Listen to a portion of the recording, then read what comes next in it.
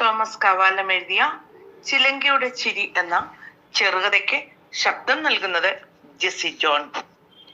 പെട്ടെന്ന് പെയ്ത ചാറ്റൽ മഴയിലും കാറ്റിലും അന്തരീക്ഷം ആകെ തണുത്തു. പടിഞ്ഞാറ് വശത്ത് നിന്ന മൂവാണ്ടൻ മാവ് വെട്ടിയത് കൊണ്ട് ആകാശത്തെ മിന്നൽ പിണരുകൾ അവൾക്ക് വ്യക്തമായി കാണാമായിരുന്നു. ഇരുട്ട് പൂർണ്ണമായി വ്യാപരിച്ചിരുന്നില്ല.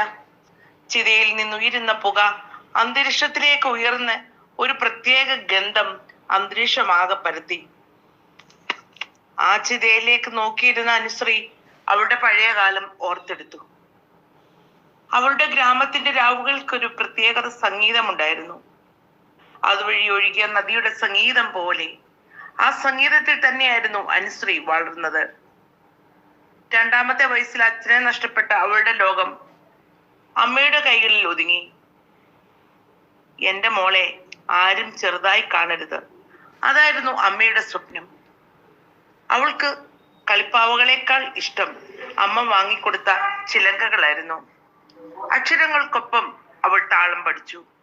താളത്തിനൊപ്പം ചുവട് വെക്കാനും. അങ്ങനെ സംഗീതവും നൃത്തവും അനുശ്രീയുടെ ശ്വാസമായി. ഗ്രാമവേദികളിൽ നിന്ന് നഗരവേദികളിലേക്ക് അവളുടെ ചുവടുകൾ പടർന്നപ്പോൾ കിട്ടിയ കയ്യടികൾ അവൾക്ക് ആത്മവിശ്വാസം നൽകി. അതൊരു അഖില കേരള നൃത്ത മത്സരത്തിന്റെ വേദിയായിരുന്നു. ഭരതനാട്യത്തിന്റെ അവസാന ഭാവത്തിൽ അവളുടെ കണ്ണുകൾ നിശ്ചലമായപ്പോൾ ഹാളിൽ കയ്യടികൾ നിറഞ്ഞൊഴുകി. സ്റ്റേജിന്റെ പിന്നിലേക്ക് ഇറങ്ങുമ്പോഴാണ് അയാൾ മുന്നോട്ട് വന്നത്. നേരെ കണ്ണിലേക്ക് നോക്കി അയാൾ പറഞ്ഞു, I love you, I want you as my life partner. അവൾക്ക് അത്ഭുതം തോന്നി. ഇങ്ങനെയും മനുഷ്യരുണ്ടോ അവൾ വിചാരിച്ചു. ജീവിതം മുഴുവൻ കലയെ മാത്രം സ്നേഹിച്ചിട്ടുള്ള അവളുടെ ചിന്തകളിൽ വിവാഹം ഒരിക്കൽ പോലും ഉണ്ടായിരുന്നില്ല. പക്ഷേ ഇപ്പോൾ അവൻ അവിടെ കൊണ്ട് നിന്നില്ല. എവിടെ പരിപാടി ഉണ്ടായാലും ഒരു കാണിയായി അവൻ അവിടെ എത്തിയിരുന്നു.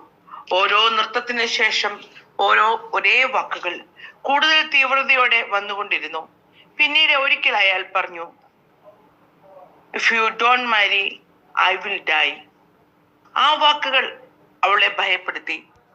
1 വർഷം കഴിഞ്ഞപ്പോൾ അമ്മയോടൊപ്പം ഡാൻസ് സ്കൂൾ തുടങ്ങാനുള്ള ചർച്ചക്കിടയിൽ അയാൾ മാതാപിതാക്കൾ എന്ന് പരിചയപ്പെടുത്തിയ 2 പേരോടൊപ്പം വീട്ടിലെത്തി.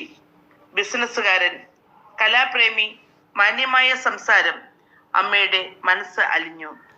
പിന്നെ അവളും സമ്മതം മൂളി. വിവാഹത്തിന് ശേഷം അയാളുടെ സ്വഭാവം മാറി. അവളുടെ ജീവിതം ഇരുട്ടിൽപ്പെട്ടു. സ്നേഹവാക്കുകൾ ഇല്ലാതെയായി. പരിചിതമില്ലാത്ത കോപങ്ങൾ, അപമാനങ്ങൾ, അവഗണന. ഒരു ദിവസം അവൾ ആ സത്യം തിരിച്ചറിഞ്ഞു. ഹി വാസ് എ ഗേ. അവൾ ഞെട്ടിപ്പോയി. അയാൾക്ക് അവളുടെ സ്ത്രീത്വത്തിൽ താല്പര്യമില്ലായിരുന്നു. മറ്റൊരു വഴിയിലായിരുന്നു ആകർഷണം. കഞ്ചാവിനും മയക്കുമരുന്നിനും അടിമപ്പെട്ട അയാൾ എന്താണ് ചെയ്യുന്നതെന്ന് അയാൾക്ക് തന്നെ ബോധം ഉണ്ടായിരുന്നില്ല. അവൾ കണ്ണീരോട് ചോദിച്ചു, എങ്കിൽ പിന്നെ എന്തിനെന്നെ വിവാഹം കഴിച്ചു? അയാൾ മിണ്ടിയില്ല. പീഡനം മാത്രം തുടർന്നു. കുറെ നാളുകൾ അവൾ മിണ്ടാതെയിരുന്നു. അതറിയുമ്പോൾ അമ്മയുടെ ഹൃദയം തകരുമെന്ന് അവൾ വിചാരിച്ചു. പക്ഷെ സഹിക്കാൻ കഴിയാതെ ഒരു രാത്രി അവൾ അമ്മയോട് പറഞ്ഞു, അമ്മേ, ഇനിയും കഴിയില്ല. അയാൾ എന്നോട് ചെയ്യുന്ന കാര്യങ്ങൾ അമ്മയോട് പറയാൻ എനിക്ക് ബുദ്ധിമുട്ടുണ്ട്. ഞാൻ തകർന്നു പോകുന്നു. അമ്മയ്ക്ക് കാര്യങ്ങൾ മനസ്സിലായി.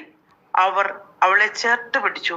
മോളെ, നിന്റെ വീട് ഇവിടെയുണ്ട്, നിന്റെ കലയുണ്ട്, നീ ഒറ്റയ്ക്കല്ല. വീട്ടിലേക്ക് മടങ്ങിയ അനുശ്രീ വീണ്ടും ചിലങ്ക ധരിച്ചു. കണ്ണീർ തുടച്ച കൈകൾ വീണ്ടും മുദ്രകൾ തീർത്തു. വീടിന്റെ മുന്നിലെ ചെറിയ മുറിയിൽ ഒരു ഡാൻസ് സ്കൂൾ തുടങ്ങി. കുഞ്ഞുങ്ങളുടെ ചിരി വീണ്ടും അവളുടെ ലോകം നിറച്ചു. അപ്പോഴാണ് മറ്റൊരു സത്യം അവൾ അറിഞ്ഞത്. അമ്മയുടെ അകന്ന ബന്ധത്തിലുള്ള ഒരു സഹോദരിയിൽ നിന്നും അമ്മ ആ വിവരം അറിഞ്ഞു. അയാൾക്ക് ഇതിനു മുമ്പ് 2 വിവാഹങ്ങൾ ചെയ്തിരുന്നു. 2ഉം തകർന്നവ.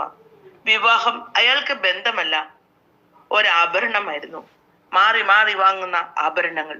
ഓരോ ആഭരണം ധരിക്കുമ്പോഴും ഓരോ മുഖം മൂടി ധരിച്ചിരുന്നു. 6 മാസം കഴിഞ്ഞപ്പോൾ അയാൾ വീണ്ടും വന്നു.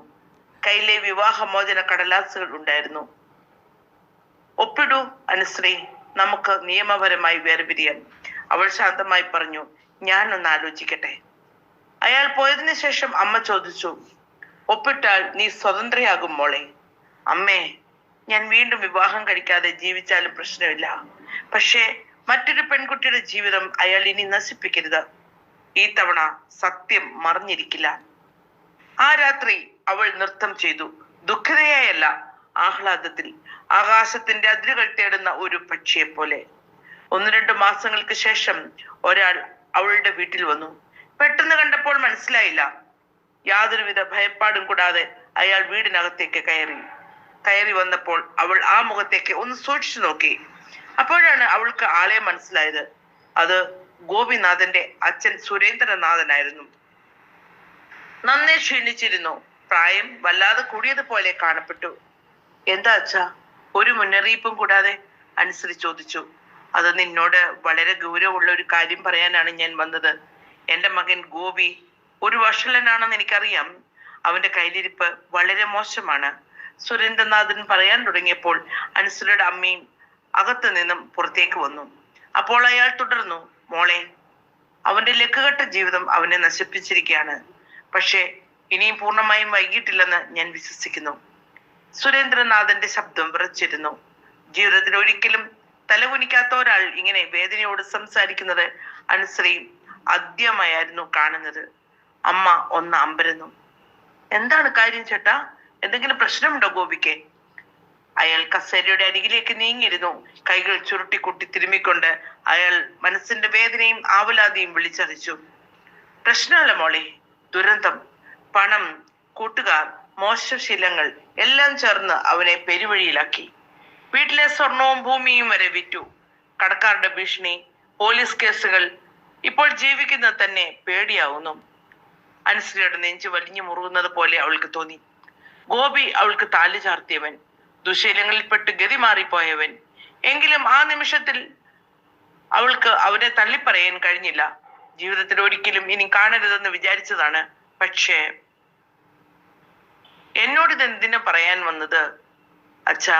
അവൾ നിസ്സംഖ്യയായി ചോദിച്ചെങ്കിലും ശബ്ദത്തിൽ അവളുടെ കരൾ ഇളകിയ പോലെ അനുഭവപ്പെട്ടു. സുരേന്ദ്രനാഥൻ തല ഉയർത്തി അവളെ നോക്കി. നീ അവനെ ഒരിക്കൽ സ്നേഹിച്ചിരുന്നു, സത്യമായി. നീ അവനെ വിട്ടുപോയ ദിവസം മുതൽ അവൻ തകർന്നു പോയി. ഞാൻ അതൊന്നും മനസ്സിലാക്കിയില്ല.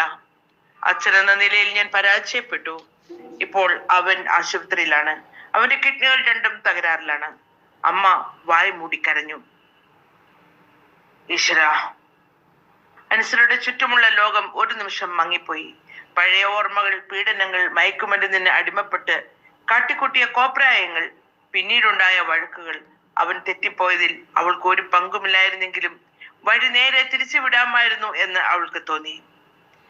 ഡോക്ടർ പറഞ്ഞു, ജീവൻ രക്ഷിക്കാം, പക്ഷേ മനസ്സിന് മരുന്ന് വേണം, ഒപ്പം ഒരു കിഡ്നിയും. അവൻ ഒരാളെ മാത്രം അനുസരിക്കും, അത് നിന്നെയാണ്. അവിടെ ഒരു നീണ്ട നിശബ്ദത.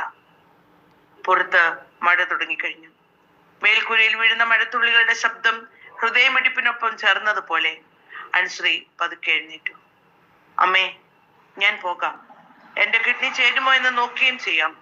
അമ്മ അവളുടെ കൈ പിടിച്ചുകൊണ്ട് വിരുമ്പി. മോളെ, പഴയ വേദനകൾ, ഒരാളുടെ ജീവൻ അതിനേക്കാൾ വലുതാണമ്മേ. ആശുപത്രി മുറിയിൽ ഗോപി കിടക്കുന്നത് അവൾ കണ്ടു. നീല വെളിച്ചത്തിൽ അയാളുടെ ക്ഷീണിച്ച മുഖം എന്തൊക്കെയോ അവളോട് സംസാരിക്കുന്നത് പോലെ അവൾക്ക് തോന്നി. കൈകളിൽ കൂടെ സലീൻ കയറിക്കൊണ്ടിരുന്നു. അവൻ കണ്ണു തുറന്നപ്പോൾ അവൾ വാതിലിന് സമീപം നിന്നിരുന്നു. അനു! വിശ്വസിക്കാനാകാത്ത പോലെ അവൻ വിളിച്ചു. അവൾ അടുത്തിയെന്നു. അവൻ കണ്ണുനീർ ഒഴുക്കി. എനിക്കൊന്നും ബാക്കിയില്ല അനു, നീ മാത്രം. അവന്റെ വാക്കുകൾ ഇടറി. അവൾ അവന്റെ കൈ പിടിച്ചു. ബാക്കിയുണ്ട്. നിന്റെ അച്ഛൻ, നിന്റെ പ്രതീക്ഷ, ഞാൻ, എന്റെ അമ്മ, നമ്മൾ. ജീവിതം വീണ്ടും തുടങ്ങാൻ ധൈര്യം വേണം. പിറ്റേന്ന് അനുശ്രീ അവളുടെ കിഡ്നിയിൽ ഒരെണ്ണം ഗോപിനാഥനുമായി പങ്കുവെച്ചു.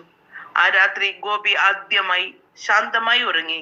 അത് കണ്ട് അനുശ്രീയും അച്ഛനും അമ്മയും എല്ലാവരും ആശ്വസിച്ചു. പക്ഷേ അയാൾ ആ ഉറക്കത്തിൽ നിന്നും ഉണർന്നില്ല. വാതുക്കൾ നിന്ന് നോക്കുന്ന സുരേന്ദ്രനാഥന്റെ കണ്ണുകൾ നിറയുന്നത് അനുശ്രീ കണ്ടു. അച്ഛാ, നമ്മുടെ പ്രാർത്ഥനകൾ ഈശ്വരൻ കേട്ടില്ല. അനുവസനത്തോടെ പറഞ്ഞു. അല്ല മോളെ, ദൈവം നമ്മുടെ പ്രാർത്ഥന, നമ്മുടെ ഹൃദയത്തിന്റെ പ്രാർത്ഥന കേട്ടു. മോളെ, നീ കിടക്കുന്നില്ലേ? ജനലിനപ്പുറത്തെ മഴ നോക്കി നിന്ന അനു മറ്റൊരു ലോകത്തായിരുന്നു. അച്ഛന്റെ സ്വരം കേട്ടപ്പോഴാണ് അവൾക്ക് സ്ഥലകാല ബോധമുണ്ടായത്. ഒരുപാട് വേദനകൾ കഴുകിക്കളയുവാൻ ചിലപ്പോൾ ഒരു നല്ല മനുഷ്യന്റെ സാന്നിധ്യം മാത്രം മതിയെന്ന് അവൾക്ക് അന്ന് മനസ്സിലായി. ചെറിയൊരു കാറ്റിടയ്ക്കിടയ്ക്ക് ചിതയെ ആളിക്കത്തുന്നുണ്ടായിരുന്നു.